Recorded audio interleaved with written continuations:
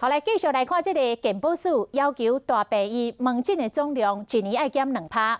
病医若是无照这个规定来行，有缘来超收病人价，安尼健保就无要来给付。所以台大病医为这个月开始，若是挂号已经满额，就要有转诊单，安尼才会当伫现场来加挂号。也毋过安尼一来，济伙人或者是外县市内的病人就真无方便咯。虽然外头一直咧落雨，不过来台大病院看病人也是一个煞一个。若是有人想要伫现场挂号，恐惊都爱失望啊！因为台大病院对9月开始，若是挂号的名额已经满啊，就要有这个转诊单，才会当伫现场加号。当然会啊，为什么麻烦？就挂不到啊。为什么不方便？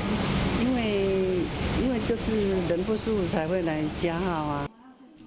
原来是因为健保署要求大病院门诊总量要年减2%，所以若是病院有加收病人，健保就无给付。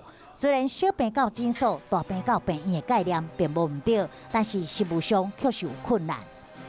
重症的病人本来就要在医学中心看，但因为现在有部分负担的规定跟限号的规定，逼得我说，那我还得要多跑一次，先到诊所去拿一个转诊单，才能再回来，因为诊所还是没有我这个药，没有哈。那我觉得民众会觉得是多此一举。那另外一个说，很多老人家或重症病人呢，他也不会像我们那么会网络挂号。我们没有说不可以加号，这个由医生决定。